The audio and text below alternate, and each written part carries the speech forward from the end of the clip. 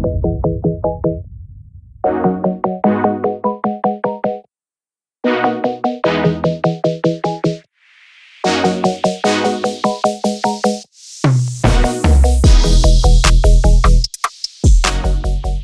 matter what I was doing, because I wasn't like a doctor or I wasn't a lawyer or like an engineer, they thought that I was just gonna kind of amount to nothing. I had $5 in my bank account and my boss told me to quit my job if I wanted to learn tattooing. And I was just like, I didn't even think twice. I was like, okay, I'll quit tonight. I'm like, I don't know how I'm gonna eat or like whatever, but I'm gonna figure it out. Like, are you sure this is what you want to do? Why do you feel like you have to also open a studio when there's so many? Why do you feel like you have to jump into this so young? I said no to myself for many years. I mean, I'm 30 years old. I'm pursuing my degree now, okay? I worked in restaurants as a waitress for almost 10 years. Because I was saying no to my calling for a long time. I didn't think I had it in me to be sort of a tech entrepreneur and, to go out and build digital products and do all of the things that tech entrepreneurs did. I figured that after I landed a full-time gig that I'd basically be working for other people for the rest of my life. And that turned out to not be the case at all.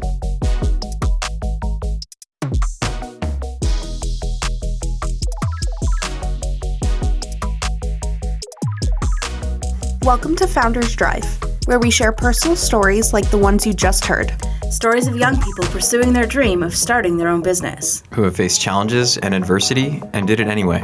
Young people whose stories you may not have heard before. I'm Katie Sampson. At 16, I tried to start my own lash business in my parents' basement. I'm Andrew Neary. I opened my dream business, a games cafe. Unfortunately, I had to close it because of COVID. I'm Tammy Raycraft. I worked in retail until COVID shut everything down, so I became a makeup artist and did live makeup tutorials online. And I'm Deidra Clarke. As a type 1 diabetic, I've had a business idea for a long time, and now I'm finally doing it.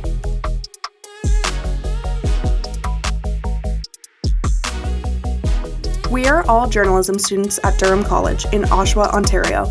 We came to the podcast for different reasons, but with the same goal in mind: to share the truth about what it's like to be your own boss as someone in your 20s or 30s.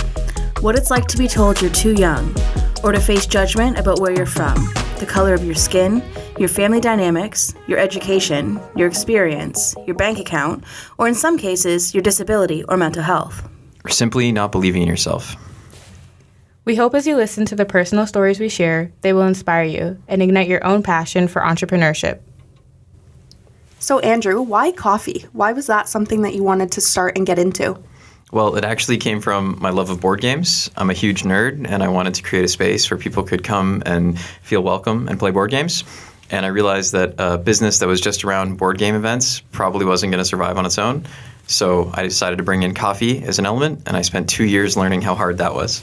That's pretty cool. And Tammy, why did you decide to start your business during the pandemic? Well, I didn't really have a choice after I lost my job, and I love makeup, and I was doing it every day anyway, so I figured why not try and make some money off it. And Deidra, you haven't started a business. Why are you working on this podcast? I was really intrigued by entrepreneurship, and I have my own thing coming up soon. What about you, Katie? My story was a little bit different. I was a very money-motivated high school student, and eyelash extensions were the big trend at the time. So I decided what better way to get into it than to do it myself, and I could hang out with friends and make some extra pocket change. For sure. We spoke to a lot of people over the course of making this podcast. Did you learn anything you didn't expect to? I think just based on my own experience, not everyone does it for money, even though that's what I did it for and that was my main focus. A lot of people do this for other reasons besides financial. I also learned that not everyone wants to do it full time. So there are people that are happy just doing it part time as a side hustle, and that's their goal. For me, I thought it was just the big guys that were considered entrepreneurs. It wasn't the people who look like us, but in reality, that is what it looks like. Whether you're in a house or a warehouse, it really is what entrepreneurship looks like.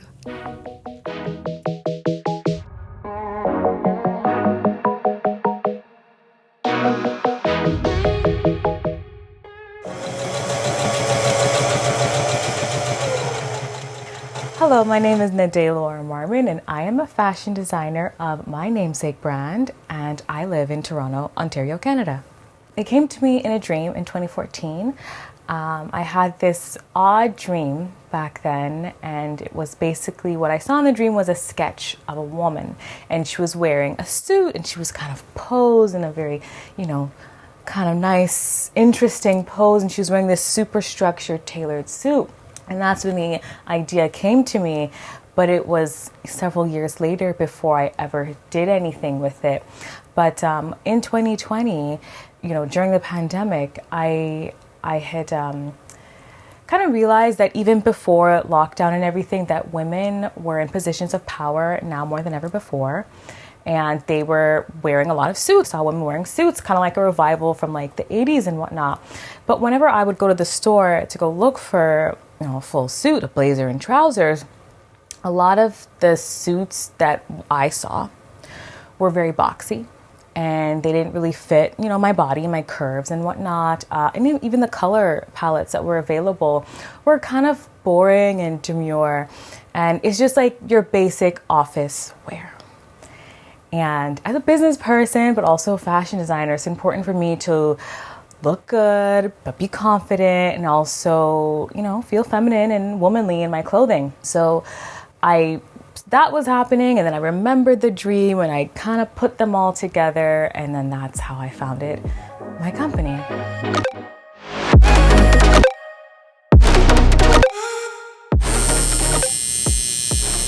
My name is Frank Porco. I am a tattoo artist and co-owner of Against the Grain Tattoo Collective.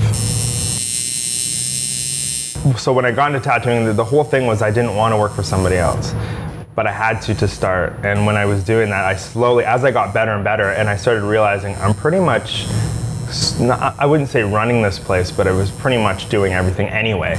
I figured, well, why don't I just do my own thing, and instead of giving this person half the money for never being here, why don't I just do my own thing and then be a better boss to somebody else?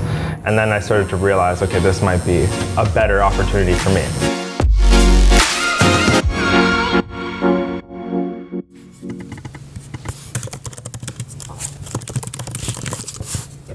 I'm Mary. Nice to meet you. I don't know. I'm 30. I live in Oshawa, Ontario. I work in the creative industry. I have worked in a lot of industries. I have kind of floated from job to job, idea to idea, career to career, until I found one that really, really fit for me, which was podcast. Well, technically, my very first foray was being a babysitter and, working up the babysitter grind, getting the babysitter cred, and having people recommend me to other people. So I was like 12 and like hustling to babysit kids. But it didn't really truly start until I had already gone through school, through university to do biological sciences, hated it, worked in insurance, hated it, went back to school for video production, then found what I wanted to do. And that's when I started doing like photography and videography as freelance work for any client that I could get to sign up with me. Yeah. The babysitting ring, I was literally like, I think the earliest was 10 or 11. I was babysitting, raking it in, getting that the money to go to Claire's and buy a lip gloss. And then when I was tutoring, I want to say it was like 15, 16, something like that. And then when I had returned and was actually like doing like genuine client work, which was photography and videography, that was, I think I was 25, 26, something like that. So there was a deviation where I went and was like working in food services, and then working in an insurance company, working as administrative, and then found my way back. I was like, okay, if I equip myself, I can make myself like experienced enough and valuable enough that I will be able to be hired. And then it kind of just took on a life of its own for a while.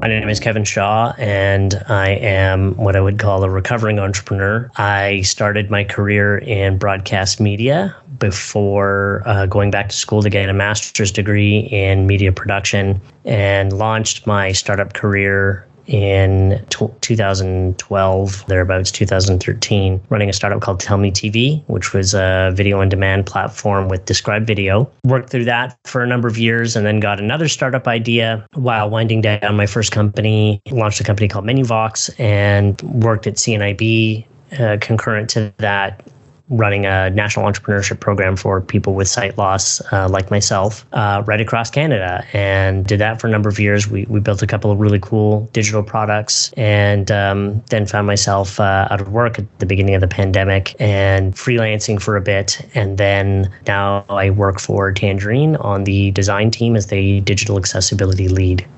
I had a little bit of experience being an entrepreneur. I used to be a mobile DJ when I was younger. And so right out of school, actually during my undergrad, I used to DJ parties and weddings and that sort of thing. And when you're an entrepreneur, you realize that there's a lot of hustling you've got to do to go out and get gigs and meet people and network with clients and do all of the things that you do as an entrepreneur.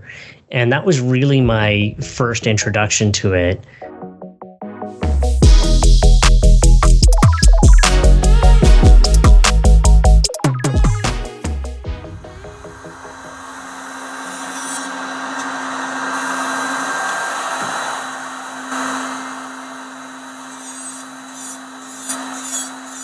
My name is Ashley. I am a nail technician. I own Ash of All Trades, and I have been doing that for about a year and a half now. And then Jenna and I decided to take up business together and open Bombshell. So I'm Jenna, and I do lashes primarily, but I also do teeth whitening, body contouring, brows, and waxing as well. So I own Sage Beauty Bar. So I've been doing that for a little over 2 years now. And I was just primarily home-based for most of the time. And then, Ashley and I met through just like the industry and decided to open Bombshell together. Yeah, so I actually went to school for 2 weeks for forensic psychology. As you do. And Ashley and I met actually through like an engagement group on social media, like just service providers. And I've always wanted to go to like an independent nail tech. So I ended up going and seeing her, and we like bonded right away. And then probably not even like my second or third appointment in, she's like, oh, like I'm looking at maybe like going commercial. Like, would you like want to like rent from me possibly? And because I like dropped out, I knew that that's kind of what I wanted to do too. So I was like, like not really, only because I know I want to do the same thing down the road. And then we were just like, why don't we just partner? So yeah. So then we stumbled upon this space, and then the rest is history, I guess. So Deidra, let me get this straight. Naa-Adei makes fashionable and feminine businesswear and suits for women? That's right. That's so cool. I think over the time I have noticed that most women's clothing is very neutral, and a lot of it is black when it comes to businesswear. So I think it's really cool that she's making something more trendy and cute. I also think it's cool that not only did Frank quit to make his own money for himself, but he also wanted to be a better boss for someone else. And who can't relate to Mary with all the side hustles like babysitting? We all did it. We all went to Claire's just to buy the lip gloss. I only did it once. Buy lip gloss or babysitting? Oh, both for sure. Nice. I can't believe Jenna had the guts to drop out. That's what I wanted to do. But entrepreneurship was not on my radar. So clearly entrepreneurship is more than just one thing. But what is it? I think it is really difficult to define. So we asked the people we interviewed.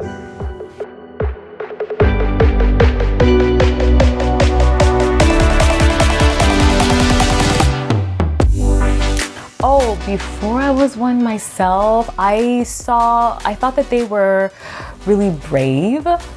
Whatever field of business they were going into, I thought that they were very brave. And I thought that they were someone who probably had a lot of money to start their own business, but you don't have to have that much money. I also thought that they were someone who had a lot of free time, like, they can do whatever they want. I think an entrepreneur is someone who is, to me, is constantly growing, someone who's constantly striving for more. Most people think it's something where you have to start up a business and that's it. Like you think of an idea, you start the business and it's over. But I think there's more to that. It's about growing and pushing yourself and changing and to be honest, a lot of it's about failure too. You have to fail to learn and build. So it's a special type of person, I will admit that. Most people who consider themselves entrepreneurs are probably not. And those who are a very special breed. Before you were an entrepreneur, how would you describe one? In 2 words, Elon Musk. In a weird way. Like, I honestly don't know if I had an opinion, almost like maybe in your face, kind of, that like billionaire kind of money shove it in your face kind of vibe. Like that's what I think of when I think of like an entrepreneur. I think of myself as a small business owner, but I am technically an entrepreneur and I see that. But I almost think that there's like 2 different, like, you know what I mean? Like there's like the billionaire entrepreneur and then there's the small business entrepreneur. So I feel like it's a lot of what we said. It's a lot of time. It's a lot of putting that in. And I don't think you realize that until you're really in the hot seat. What I thought of being a tech entrepreneur was you had to be like Steve Jobs and sort of know all the answers up front. And I found out that entrepreneurship really is a journey of discovery. Entrepreneurship can be big, but it can also be small. And going out and becoming a tech entrepreneur and starting up the next Facebook is like the dream of everybody who's out in certainly in the tech entrepreneurship space. But entrepreneurship is so many other things. It's starting up a store. It's starting up a grass cutting service. And anybody can start. And anybody can do this. And entrepreneurship can be big and it can be small. But I definitely think that there's room for everybody in the world of entrepreneurship. So there can never be too many founders. Everyone is successful. Win, win, win. And anyone can do it. You don't need experience. Even though it does seem like just to make a sandwich at Subway these days, you need a bachelor's degree. Even with the podcast, I didn't feel qualified to talk about this stuff. I'm not an entrepreneur. I think everyone has doubts. Even when I started the makeup thing, it was my second try at it because I didn't believe in myself enough. If you think you've had doubts, let me tell you about Mary. I met Mary 4 years ago through a mutual friend when I was looking for help promoting my cafe business. At the time, Mary worked as a freelance social media manager, videographer, photographer, and editor while holding a desk job as a secretary. As if that wasn't enough, Mary started a market full of maker projects. It's just because I wanted to do it. Straight up just because I wanted to do it. And a lot of times I will start selling something simply because I have made a lot of it and I've got nothing else to do with it. Like soaps, you're making a product. Like I can make as many soaps as I want, but I'll be here in an empire of soap that will never be used. So it was like, okay, I could just sell this. And it ended up going a lot better than I thought it would. Same thing with candles. It was like, all right, I have all the materials to make candles. I love making my own candles. You could only burn them so quick. I could start making it for other people. Same thing with decorations and like ornaments, or I don't even know what else. Oh, I've printed shirts for people too, or on Redbubble too. It's like, well, I make these designs for fun. I might as well put it somewhere, especially when people are like, wow, I would love this if it was on a t-shirt, which people do actually say. It sounded fake, but they do. And oftentimes too, not only is it because I wanted to, like I do things because it entertains me. Like at the end of the day, if I'm doing like a side gig like that, for lack of a better term, it's because I like it and I want to do it for me. Andrew, what is Redbubble? Redbubble is a site that you can upload designs and they'll print that onto mugs and other collectible items, t-shirts, posters, and then sort of drop ship it to people for you. It's a big marketplace. Oh, okay, cool. So people are going to have matching t-shirts and Christmas ornaments. Exactly. And so, nice. And candles. But none of that was enough for her parents. No matter what I was doing, because I wasn't like a doctor making like a 6-figure 3-figure salary, a 6-figure salary, or I wasn't a lawyer or like an engineer. They thought that I was just going to kind of amount to nothing. And like, it was worry, and I do understand that it's worry, but it's also like anybody with immigrant parents can like already know. It's like, but what would other people think? What do you think your relatives are gonna think? Like, oh, what do we tell them? What do we tell them? And you're like, I don't care what you tell them. I definitely understand where she's coming from with the immigrant parents. My folks weren't too supportive of me at the beginning either. But Mary powered through, burning her own candle from every side. I couldn't imagine how she kept it up. Lots of coffee. Not very well in the like health sense, but like mentally and emotionally, when you do have so much going on, you do just kind of get to a place where you're like, you become very like structured, which is really funny, and it feels like you wouldn't, but at least for me it was like, okay, from arbitrary times here, of course, from 9 to 5 I'm gonna do this, from 5 to 7 I'm gonna do this, from 7 to 8 I'm gonna do this, and you're like go, and you're really on the dot with it. And that's like, I quickly fell into it, which is funny because I have ADHD, and Lord knows that like I can be a mess sometimes, but once you're really into it and you just don't have time to do things, like your body just clicks into place, and then your brain clicks into place. It's like, okay, this hour is for this 30 minutes is for this 15 minutes is for that. That coffee is absolutely necessary. And coffee in hand, Mary kept going, chasing her dreams, and her hard work was paying off. She was getting results, and her family started noticing. She booked a gig doing videography for a Toronto movie event and ended up filming on the red carpet. It wasn't until my first red carpet that my mom finally was like, oh, this is something, you know? But now that I've pivoted careers too, and I've found something that really works for me and I really, really love, and I do think I'm excelling in, there's like no question anymore. I think it's very clear that she loves what she's doing, and I think that makes it easier to start a business when it is something that you're so passionate about. She definitely did, but the pandemic hit. Mary had already earned a steady rotation of clients and work, and things slowed down. But Mary didn't. She applied for a position using the unique and vast experiences she gained from her entrepreneurship, and again, her work paid off. She found a position with a major podcast network, doing a job she truly enjoys, but keeping her freelancing alive. Sometimes the path is very windy and rickety and breaks off and splinters, but as long as you keep doing what it is that you want to do and you keep your eye on like, this is what I want to do, and keep going after it, you will get there. It might seem impossible, especially when you're first starting out. It might seem completely like insurmountable and you look around you, but no, like as long as you want it and you put in the work for it, it will come. Whatever it is, it will come, it will happen. Because like someone will pick up the fact that you've done so much work, and then another person will, and then another person will, and another person will, until you look around you and you're like, you know what, I love my job and I love my life. So just keep on keeping on. Hell yeah. Hell yeah. So Mary was always ready to dive in head first. Tammy, was Frank always ready to jump in as well? You know, it's funny. The people we see as so talented sometimes just don't see it in themselves. Frank is such an amazing tattoo artist. He's gentle, easy to talk to, and even easy to open up to if you're in the chair for hours. And he is so talented. I'm covered in his art, yet he still finds himself believing he isn't good enough. Something I think is quite common for business owners. Yesterday we were all tattooing, and I said that I felt really like strange and like I just wasn't good enough. And Josh like yelled over to me, he goes, that's imposter syndrome. And I was just like, what the heck is that? And I had to like look it up, and I was like, oh yeah, that's exactly it. None of us have ever had imposter syndrome. What's that? So I actually looked it up. Imposter syndrome is when someone doubts their skills, talents, or accomplishments and has a fear of being exposed as a fraud. This is something Frank says he deals with a lot.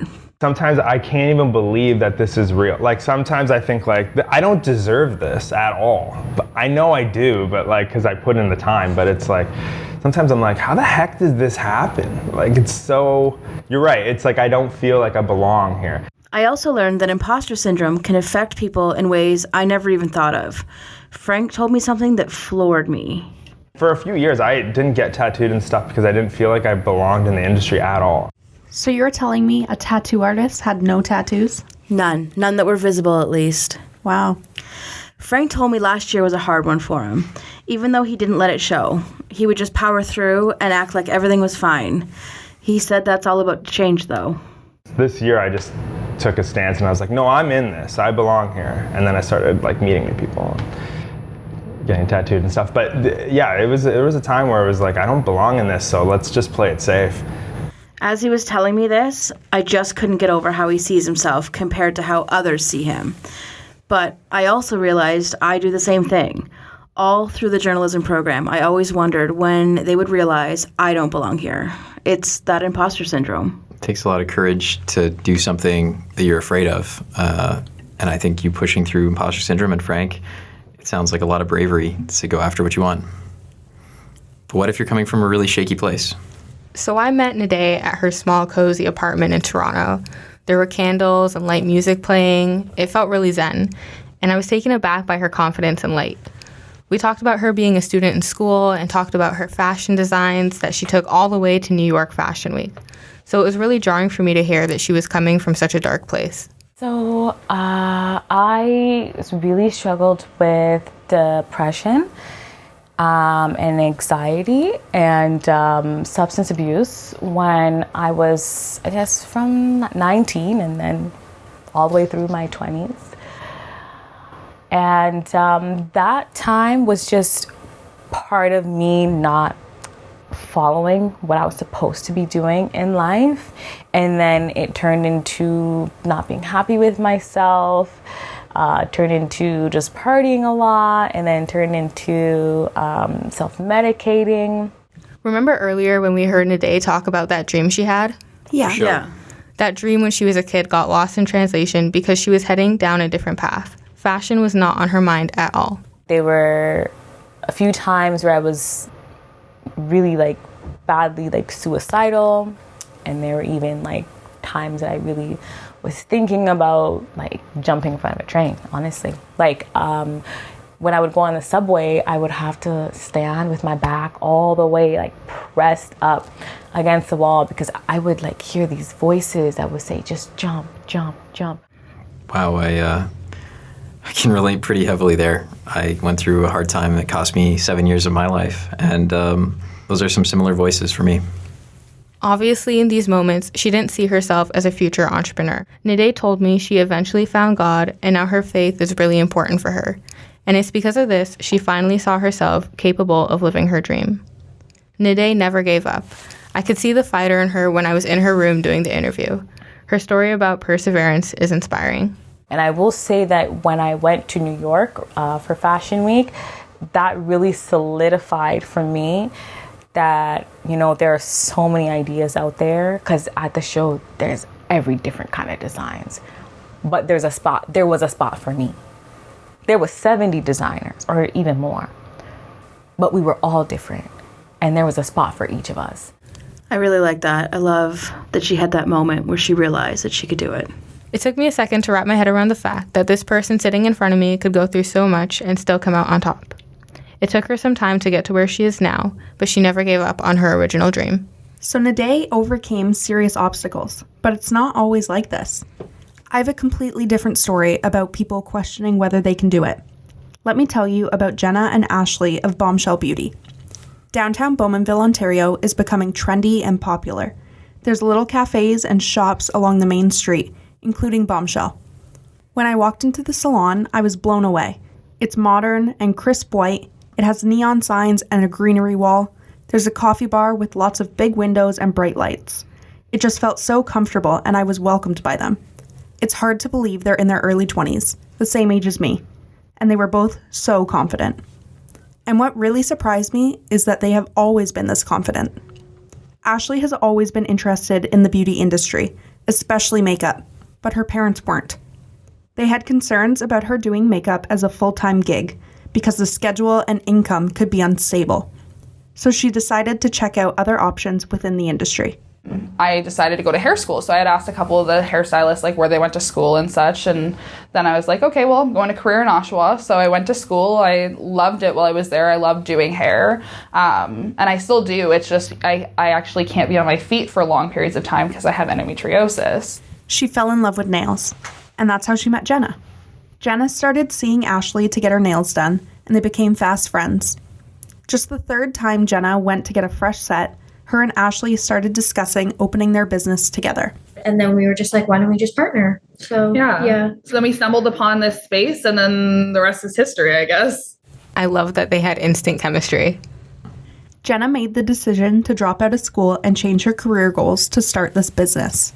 Like, I just do what I want to do kind of attitude. So, like, I just dropped out, and my parents were like, oh, do you have school today? And I'm like, no, I dropped out. I could never do that. My parents would have killed me. Right, mine too. I know, can you imagine?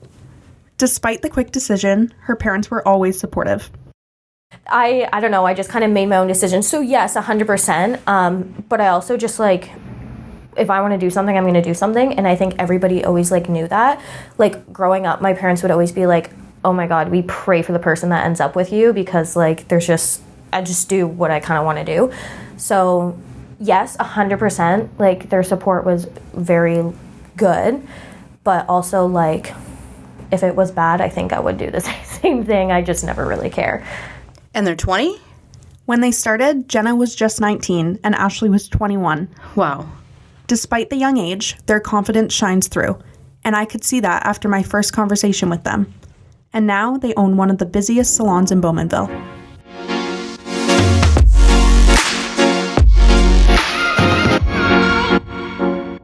Wow, I can't believe how confident Bombshell Beauty was. For me, it took me a couple years of practice and prep working in a cafe before I felt confident owning my own business in the coffee industry. How about you? Did you feel confident, Katie? Well, I was in high school, Andrew, so at the time I was just doing it for money and to spend some time with my friends. I did go and I got my certification to do eyelashes, but I think it caught up to me with how much I could or could not balance at the time, and being in school and having to balance relationships and homework along with this new side hustle, it just didn't work out for me in the long run. And Tammy, you got into business during the pandemic. How did you feel about getting started? Well, I'm actually a really confident person as a whole, but when it came to starting a business, I was always unsure because I looked at it like I had no formal training in makeup or business. So I was never really sure that I actually knew what I was doing. And after hearing everyone else's stories about getting started, do you feel like you related to them? I feel like I could have kept going. Wow. Our very own Deidra is now starting a business. All right, Deidra, spill the beans. What have you been up to the past few months? I know you've been working on something. Well, as I mentioned earlier, I'm a type 1 diabetic, and I was diagnosed when I was 11 years old. And so it was really hard for me to come to terms with wearing a pump and having to adjust the way I wear my clothes to adapt to this new lifestyle. So what better time to start something new to help after I've had this idea for such a long time. And Katie has been working with me on a business to make life a little bit easier for diabetics.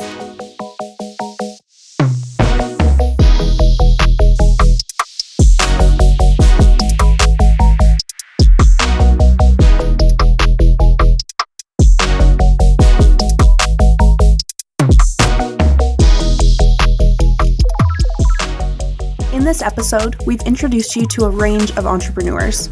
For some, it's a part-time gig on the side of a full-time job. For others, it's their sole business. Some are small, local makers. Others are selling on the global stage. Around the world, research shows young people are interested in entrepreneurship, especially on the heels of a worldwide pandemic that saw many people lose their jobs. Our goal on Founders Drive is to lean into that, to put a face to the young people who are starting and running businesses, despite the odds. Young people like you who can make this world a better place. We hope you'll be inspired by them and consider this journey for yourself.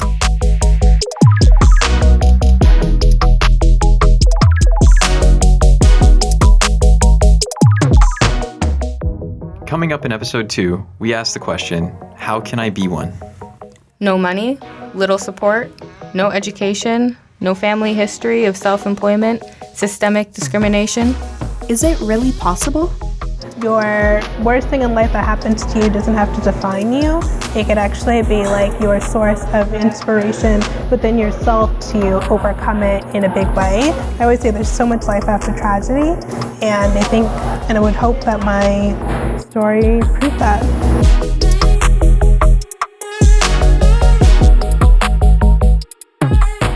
Thanks for listening to the first episode of Founders Drive. We hope that it moved you, just like going and gathering all of these stories moved us. My name is Andrew Neary. I'm Deidra Clarke.